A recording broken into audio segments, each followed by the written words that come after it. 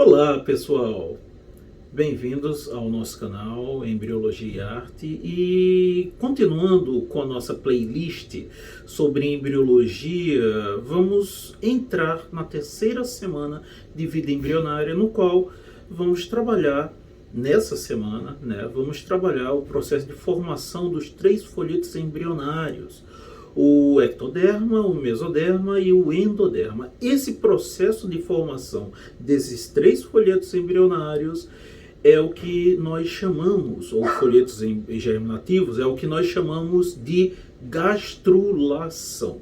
A gastrulação é o início da morfogênese, ou seja, o desenvolvimento da forma do corpo. Pois é a partir desses 3 folhetos embrionários, dos 3 folhetos germinativos, que vamos observar o surgimento de todos os órgãos corporais, ou todos os sistemas corporais como um todo, não é? Então, esse evento, a gastrulação, que é o que a gente vai trabalhar nesse vídeo, ele vai se dar, ele é o principal marco da terceira semana de vida embrionária. O primeiro sinal morfológico em relação à gastrulação é justamente a formação da linha primitiva na superfície do epiblasto. Essa linha primitiva na superfície do epiblasto, ela se dá a partir no início da terceira semana, onde observamos o surgimento de uma pequena faixa de células que vão se proliferar e que se originam a partir da placa cloacal. A linha primitiva resulta da proliferação e do movimento de células do epiblasto para o plano mediano do disco embrionário. E assim fica evidente a identificação da extremidade cranial e coacral do embrião.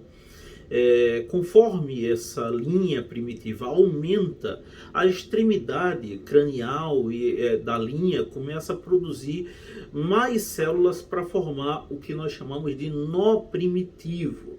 Justamente nesse período ocorre a substituição de células do hipoblasto a partir da proliferação e migração das células da linha primitiva.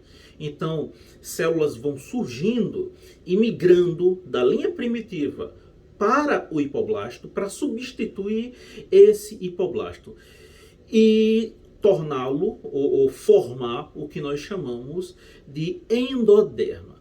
Sequentemente, surge também o que nós chamamos de mesênquima ou mesoderma, que se origina a partir da mesma migração de células da linha primitiva.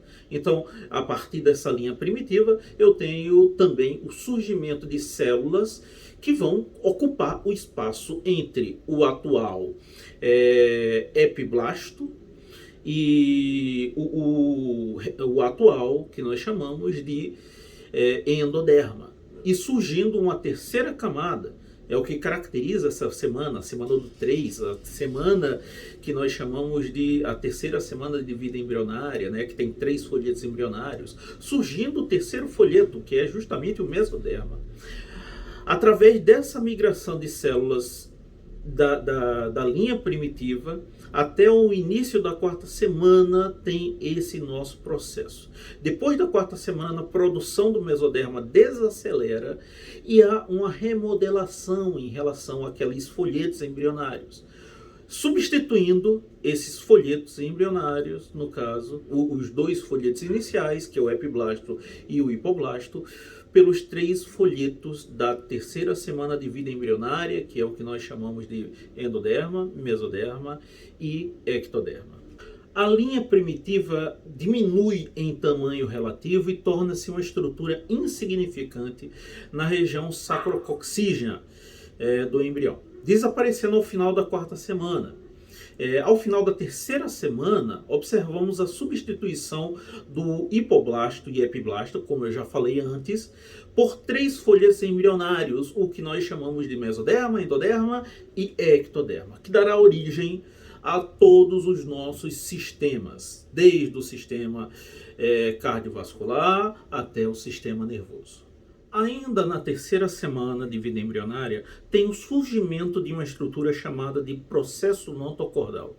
Esse processo notocordal, ele se forma a partir da migração, ainda na terceira semana, de células que são oriundas do nó e do suco ou fosseta primitiva, que é um suco mais avançado em relação, é um suco mais profundo, que torna-se, ou nomenclaturamos de fosseta primitiva, tá certo? Então, essas células, elas vão migrar, se aprofundar e formar um que nós chamamos de processo notocornal no meio do mesênquima, no meio do mesoderma, ok? Dessa forma, elas vão migrando, surgindo a partir do nó, do nó primitivo, até chegar próximo à placa pré-cordal. Então elas vão migrando do nó primitivo à placa pré-cordal. Vai se formar, dentro desse processo notocordal, que se forma a partir desse crescimento de células migratórias, vai formar uma estrutura que é chamada de canal notocordal, um espaço, entre aspas, vazio, não é? Que é chamado de, entre as células, né? Que é chamado de canal notocordal. O processo notocordal, ele cresce cranialmente em direção ao que nós chamamos de membrana ou placa pré-cordal do embrião. Ele vai crescendo justamente entre o ectoderma e o endoderma até chegar próximo a essa membrana. Lembrando que essa placa pré-cordal, ela vai dar origem ao que nós chamamos de membrana bucofaríngea, que vai formar toda a região da cavidade oral e da faringe desse embrião.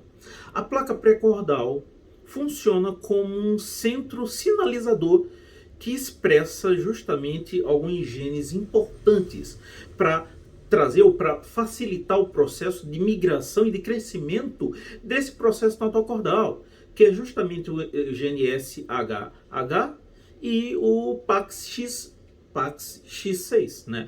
Dentre outros genes, para o controle e o desenvolvimento, no caso, dessas estruturas cranianas como um todo. A partir do crescimento desse processo notocordal, a gente vai observar que o assoalho do processo notocordal, ele se funde com o endoderma. E essa parte fundida, ela vai degradar, ela vai degenerar, fazendo com que o canal notocordal, a parte interna do processo notocordal, ele tenha uma comunicação com a vesícula umbilical. E não só isso, mas que tenha uma comunicação também com a vesícula amniótica. Então, dessa forma, a partir dessa degeneração, a gente tem a comunicação entre a vesícula amniótica e a vesícula umbilical. Logo após da perda dessa placa ventral do processo notocordal, há uma fusão da placa dorsal do processo notocordal, gerando o que nós chamamos de notocorda. E, enfim, o processo notocordal desaparece e dá origem a uma estrutura mais rígida chamada notocorda. A notocorda, ela vai ter diversas funções, é uma estrutura muito, mas muito importante. A notocorda, ela vai definir o eixo longitudinal do embrião, definindo o que é crânio, o que é região caudal. Ela dá uma rigidez inicial a esse embrião. Além disso, ela vai fornecer sinais que são necessários para o desenvolvimento de estruturas neuromusculares axiais. E não só isso, mas do próprio sistema nervoso, como a gente vai ver na aula futura. Além disso, ela também vai contribuir para a formação de estruturas de articulação entre as vértebras, ou seja, ela mesmo vai formar o que nós chamamos de discos intervertebrais ou discos vertebrais.